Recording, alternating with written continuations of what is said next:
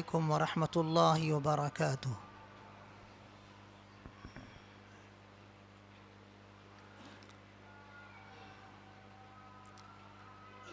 الحمد للہ رب العالمین،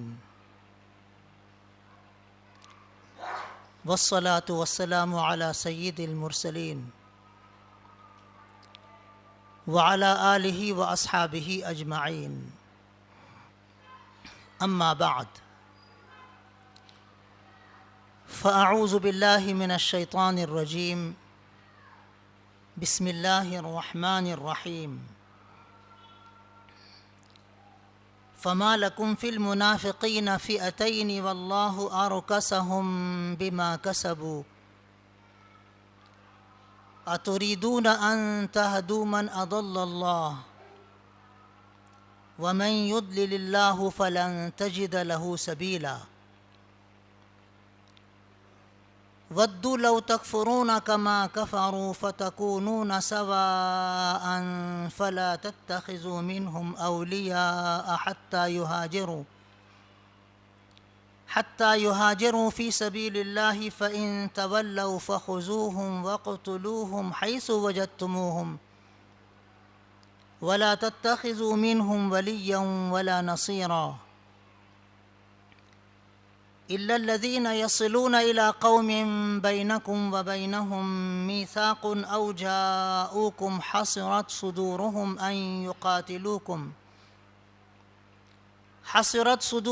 أن يقاتلوكم أو يقاتلوا قومهم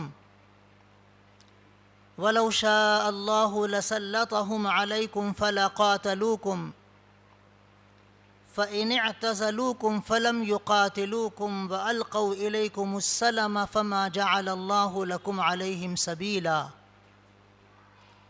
ستجدون آخرين يريدون أن يأمنوكم ويأمنوا قومهم كلما ردوا إلى الفتنة أركسوا فيها فإن لم يعتزلوكم ويلقوا إليكم السلم ويكفوا أيديهم فخذوهم واقتلوهم حيث ثقفتموهم وأولئكم جعلنا لكم عليهم سلطانا مبينا۔ محترم بزرگوں، بھائیوں، دوستوں، یہ 5ویں پارے کا 9واں رکوع ہے۔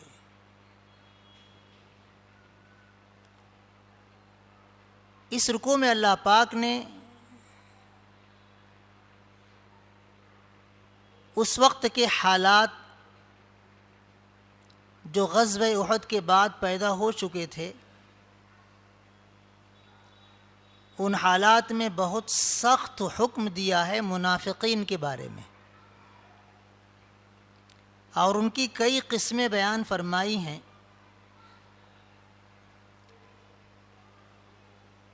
ان کے تعلق سے مسلمانوں میں 2 رائے ہو گئی تھی۔ کوئی کہتے تھے جانے دو، مسلمان ہیں، نماز روزہ کرتے ہیں۔ کچھ کہتے تھے نہیں، وہ مرتد ہو گئے ہیں، وہ مسلمان اب باقی نہیں رہے۔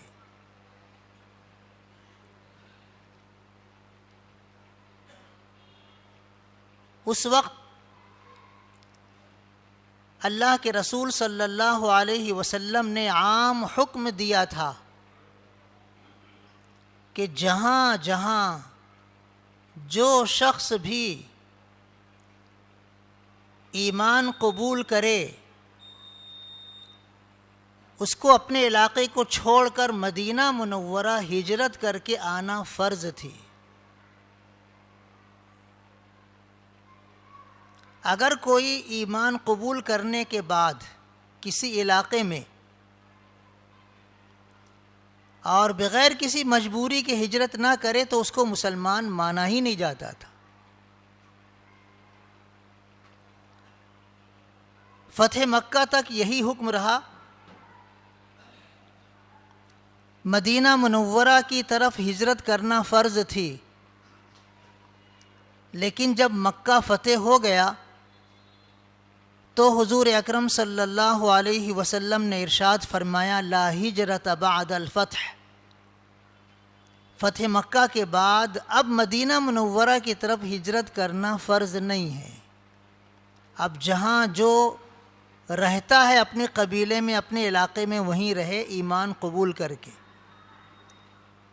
لیکن فتح مکہ سے پہلے ہجرت کرنا مدینہ منورہ کی طرف فرض تھی۔ اس پس منظر کو سامنے رکھیے گا، اور یہ جو سخت حکم اللہ نے دیا ہے اس کو سمجھیے گا۔ کچھ لوگ مکے سے مدینہ منورہ آئے اور ایمان میں داخل ہو گئے، مسلمانوں کے ساتھ رہنے لگے، پھر بہانہ کر کے کہ ہم کو کاروبار کرنا ہے، تجارت کرنا ہے، مکہ دوبارہ واپس چلے گئے اور پھر مدینہ واپس نہیں آئے۔ تو ان کے بارے میں صحابہ کرام رضی اللہ عنہ میں دو رائے ہو گئی۔ کچھ کہنے لگے کہ یہ مدینہ منورہ آ کر ایمان لانے کے بعد پھر کیوں مکہ چلے گئے، ان کو مدینہ منورہ ہی میں رہنا چاہیے تھا، اس کا مطلب یہ مرتد ہو گئے ہیں، یہ مسلمان نہیں ہیں۔ لیکن دوسرے صحابہ کہتے تھے جانے دو، ایمان تو قبول کیے ہیں نا، ان کو مسلمان ہی سمجھ لو۔ اس طرح دو رائے مسلمانوں میں ہو گئی تھی، حالانکہ اللہ نے ایسے مرتد لوگوں کے بارے میں بہت سخت حکم دیا ہے۔ اس زمانے میں ایک صورتحال یہ بھی تھی کہ کچھ کافر قبیلوں سے حضور اکرم صلی اللہ علیہ وسلم نے دوستی کا معاہدہ کیا تھا۔ ایسے کافر قبیلوں سے مسلمانوں کے تعلقات تھے، آنا جانا تھا۔ تو کچھ منافقین ایسے تھے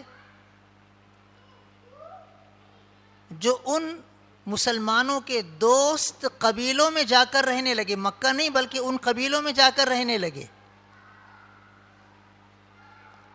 تو ان کے بارے میں بھی اللہ پاک نے فرمایا ہے کہ اگر معاہدہ کسی کافر قوم سے دوستی کا ہو چکا ہے تو اس کا احترام کرنا ضروری ہے۔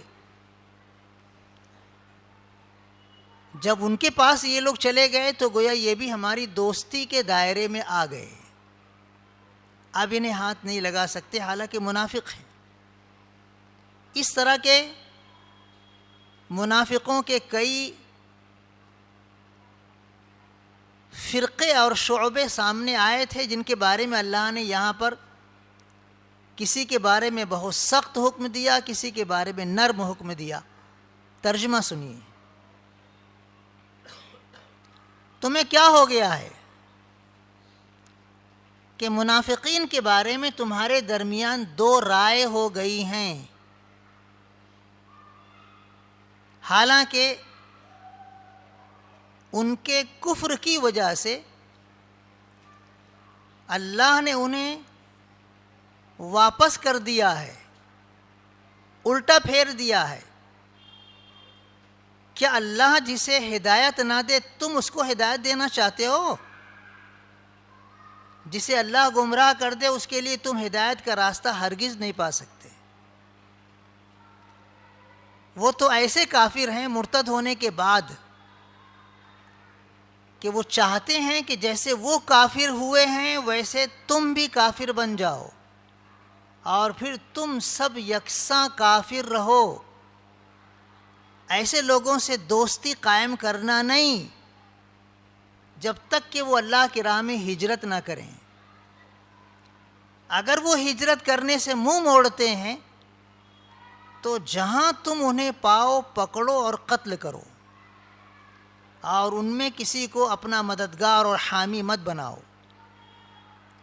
ہاں البتہ وہ منافق ان سے الگ ہیں جو کسی ایسی قوم میں جا کر مل جائیں جس قوم سے تمہارا دوستی کا معاہدہ ہوا ہے، یا وہ تمہارے پاس اس حالت میں آئیں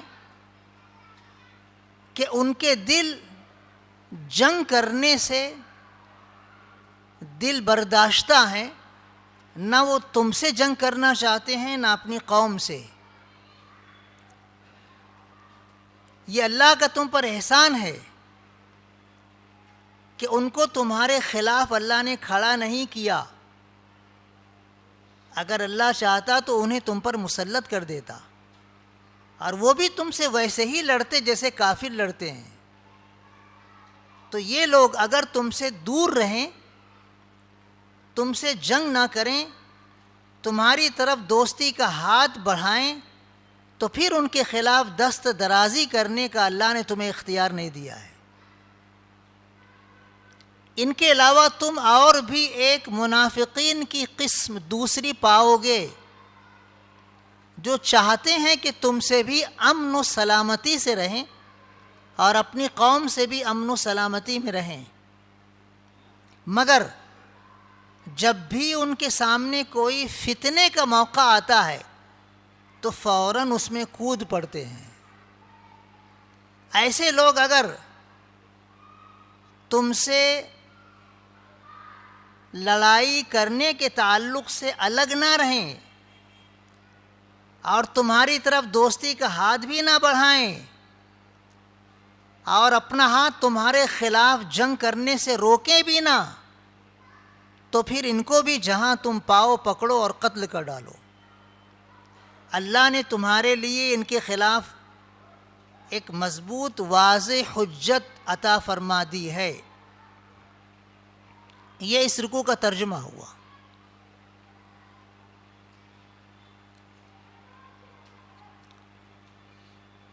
محترم بزرگوں،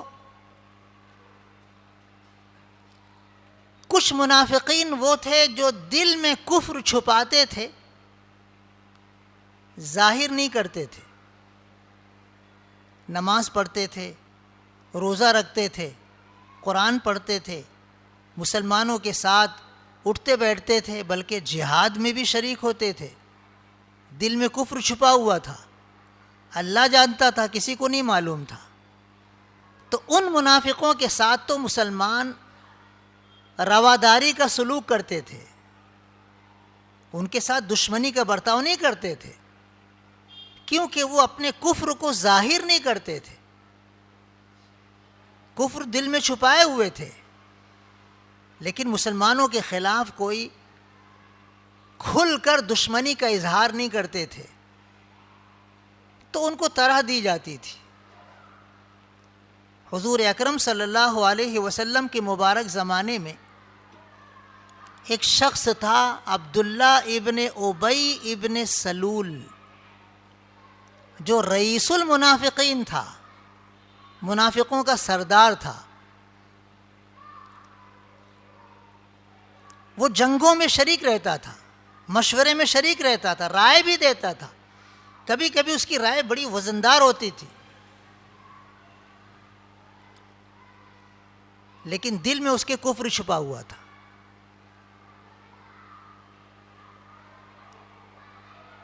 جب وہ مرا ہے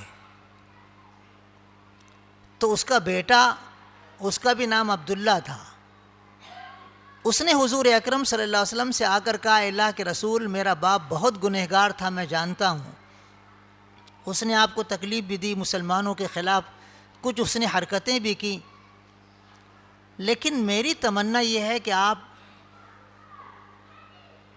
اپنا جبہ مبارک میرے باپ کے کفن کے لیے دے دیجیے۔ حضور اکرم صلی اللہ علیہ وسلم نے اپنا جبہ اتار کر دے دیا،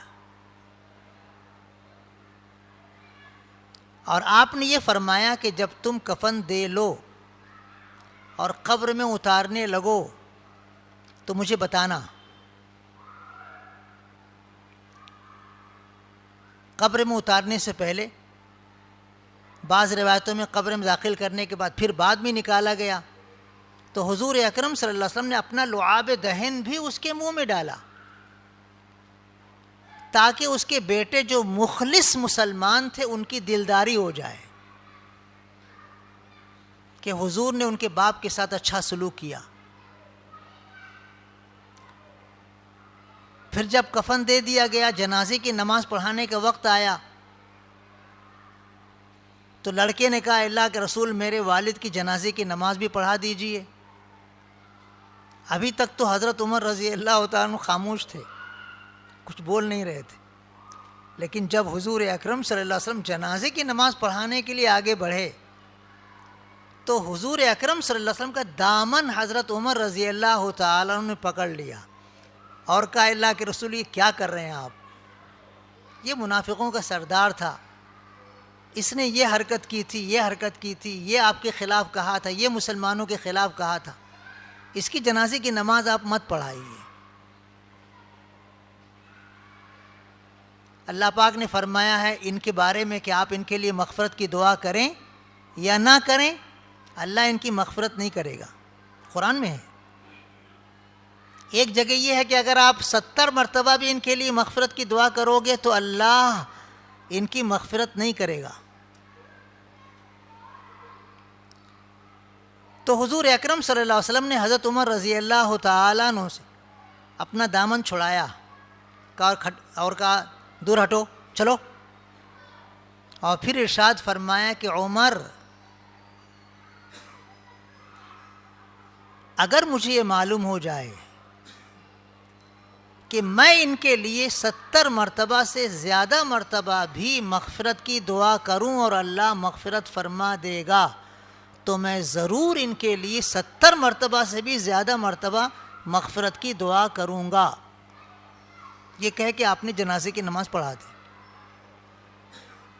پھر بعد میں صراحتاً اللہ نے منع کر دیا وَلَا تُصَلِّ عَلَىٰ أَحَدٍ مِّنْهُمْ مَاتَ أَبَدًا، کہ اب ان منافقوں کی جنازے کی نماز آپ کبھی بھی مت پڑھائیے گا۔ اس واقعے سے بتانا یہ مقصود ہے کہ معاشرے میں جو لوگ ایسے چھپے ہوئے منافق تھے کہ ان کا کفر واضح نہیں تھا، مسلمانوں کے ساتھ ان کی رواداری، ان کا اٹھنا بیٹھنا، کھانا پینا، سارے معاملات میں شریک رہتا تھا،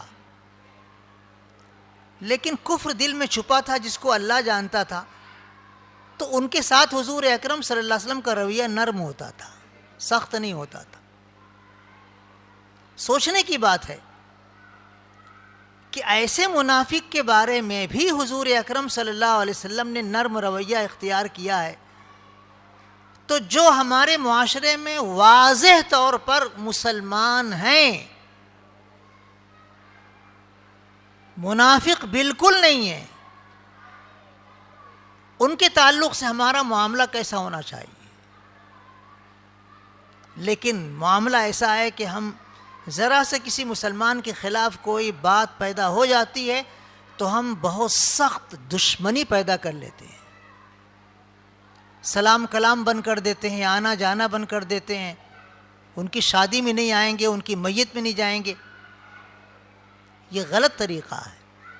جب ایک شخص مسلمان ہے، منافق ہے ہی نہیں، تو اس کے ساتھ ہمارا تعلق، ہمارا رویہ اچھا ہونا چاہیے، چاہے اس سے ہم کو تکلیف پہنچی ہو۔ منافق نہیں ہے، وہ مسلمان ہے، تو اس کے ساتھ ہمارا برتاؤ اچھا ہونا چاہیے۔ مسلم معاشرے کے ترجمانی کی حیثیت سے اللہ پاک نے قرآن کریم میں فرمایا ہے رحماء بینہم، مسلمان آپس میں ایک دوسرے کے ساتھ رحم دل ہوتے ہیں، ایک دوسرے کے خیر خواہ ہوتے ہیں، ایک جسم کی طرح مسلمان ہوتے ہیں کہ جسم میں کسی بھی حصے میں کوئی تکلیف ہوتی ہے پورا جسم محسوس کرتا ہے۔ لیکن ہمارے معاشرے کا یہ حال نہیں ہے، ہم ذرا سی بات پہ ایک دوسرے سے متنفر ہو جاتے ہیں، ایک دوسرے سے بدگمان ہو جاتے ہیں، ایک دوسرے سے نفرت کرنے لگتے ہیں۔ کچھ لوگ تو اتنے نفرت کرنے لگ جاتے ہیں، ابھی جلدی ہی کی بات ہے، ایک صاحب آئے اور کہنے لگے مولانا ہمارے والد صاحب کا آخری وقت ہے، اور انہوں نے کہا تھا کہ میرے فلاں فلاں تعلق والوں اور رشتہ داروں کو بلانا نہیں، تو ہم ان کو بلائیں گے نہ بلائیں؟ میں نے کہا بلاؤ، ضرور بلاؤ۔ بولے ہمارے والد صاحب نے تو منع کیا ہے۔ میں نے کہا وہ ان کا معاملہ ہے، لیکن ان کو بلاؤ، آخری وقت ہے، چل چلاؤ کا وقت ہے، رشتہ دار ہیں، تعلق والے ہیں، آ جائیں گے، کچھ دعا کر دیں گے، مغفرت کی دعا کر دیں گے اللہ سے۔ ان کے لیے مغفرت کی دعا ایک مسلمان کے لیے بہت قیمتی سرمایہ ہے۔ چلے گئے۔ ہم اپنے طور پر کسی سے ناراض ہو کر یہ کہہ دیتے ہیں کہ اس کو میرے یہاں بلانا نہیں، اگر میں مر بھی جاؤں گا تو اس کو بلانا نہیں، اس کو میری میت میں بلانا نہیں، آنے مت دینا. اور ایسا ہوتا ہے، نعوذ باللہ من ذالک، کہ اگر کسی سے نفرت ہوتی ہے تو لوگ میت میں شریک نہیں ہوتے ہیں کہ نہیں میں نہیں جاؤں گا. مسلم معاشرے میں ایک دوسرے سے نفرت اس حد تک کسی بھی صورت میں جائز نہیں ہے. حضور اکرم صلی اللہ علیہ وسلم کو بہت سے رشتہ داروں سے تکلیف ہوئی تھی. ابو لہب کے بیٹے سے تکلیف ہوئی تھی. اس نے حضور اکرم صلی اللہ علیہ وسلم کی صاحبزادی کو طلاق دے دیا تھا. یہ تو وہی باپ جانتا ہے جس کی بیٹی کو بغیر کسی عذر کے طلاق دے دیا جائے.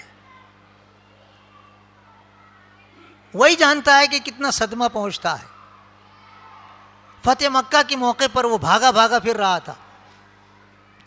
حضور اکرم صلی اللہ علیہ وسلم نے اپنے چچا حضرت عباس رضی اللہ تعالیٰ عنہ سے پوچھا کہ وہ چچا ابو لہب کا بیٹا کہاں ہے؟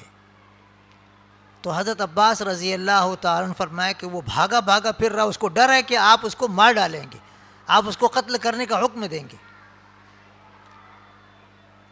حضور اکرم صلی اللہ علیہ وسلم نے ارشاد فرمایا جاؤ اس سے کہہ دو میں نے معاف کر دیا.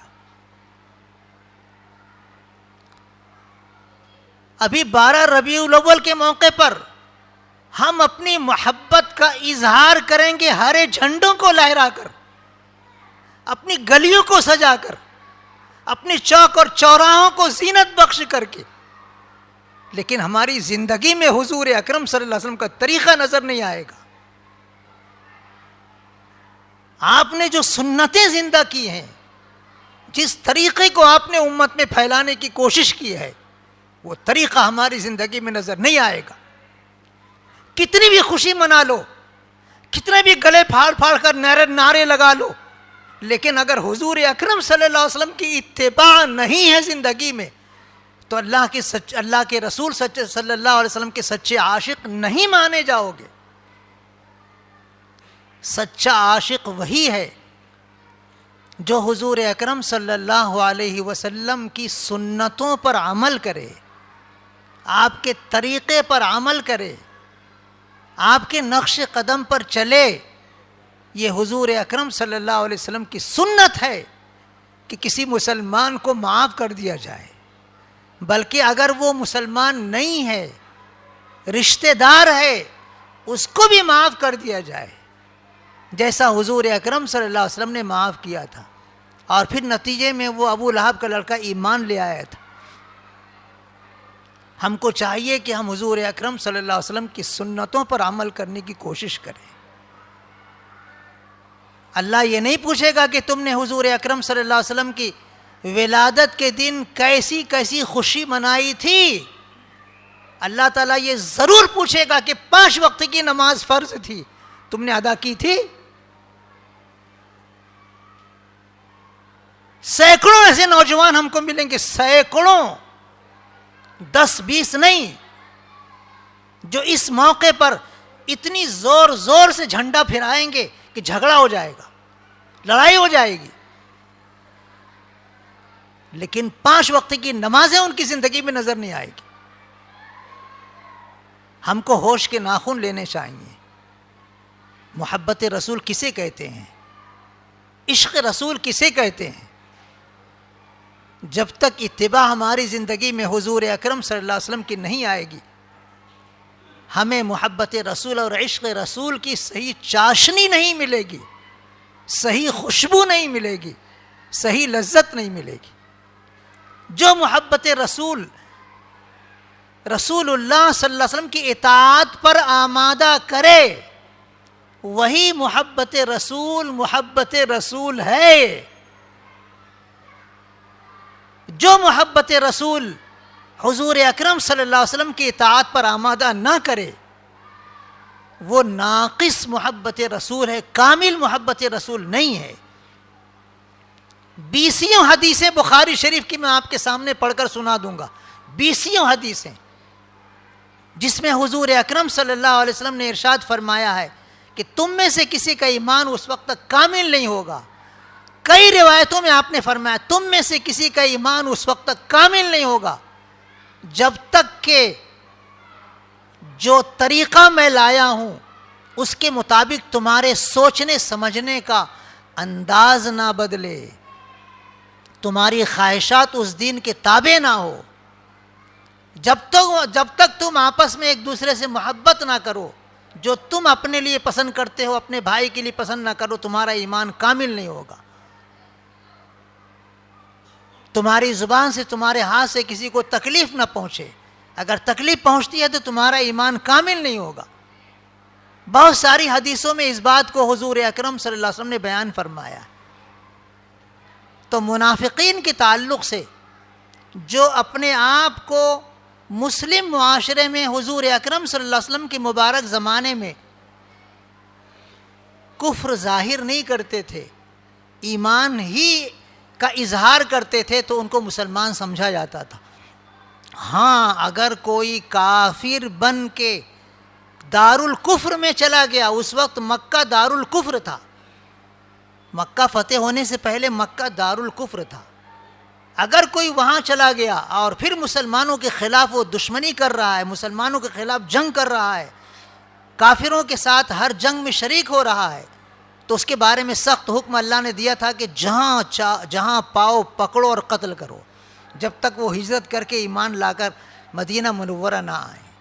ہاں اگر وہ صلح و آشتی کا ہاتھ بڑھاتے ہیں، جنگ تمہارے خلاف کرتے نہیں ہیں، تم سے امن کی درخواست کرتے ہیں، تو پھر ان کے خلاف تمہیں دست درازی کرنے کی کوئی اجازت نہیں ہے.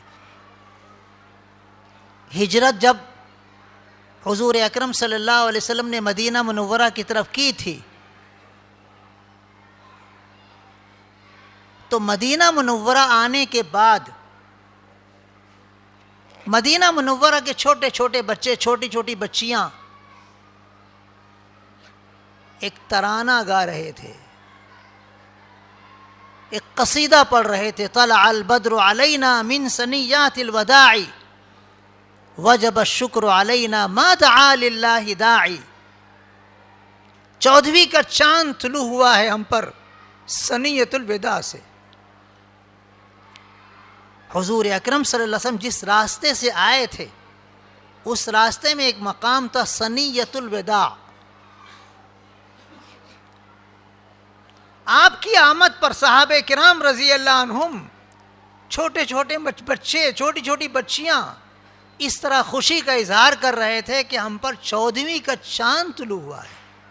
اللہ کے رسول صلی اللہ علیہ وسلم کیا آئے ہیں ہمارے درمیان کہ گویا مدینہ منورہ پورا روشن ہو گیا ہے. حضرت انس رضی اللہ تعالیٰ عنہ فرماتے ہیں کہ مدینہ منورہ میں جتنی خوشی، جتنی روشنی، جتنی رونق میں نے اس دن دیکھی جس دن حضور اکرم صلی اللہ علیہ وسلم ہجرت کر کے تشریف لائے، اس سے پہلے میں نے کبھی نہیں دیکھی. اب اس ترانے میں ایک بہت اہم چیز ہے، وجب الشکر علینا ما دعا للہ داعی، کہ اللہ کا سب سے زیادہ لاڈلا رسول، سب سے زیادہ محبوب رسول، اللہ کے پاس سب سے اونچی شخصیت آج ہمارے درمیان تشریف لائی ہے، تو ہم پر اللہ کا شکر ادا کرنا واجب ہے. اس لیے کہ اللہ کے رسول ہمیں اللہ کی طرف بلا رہے ہیں، دین کی دعوت دے رہے ہیں.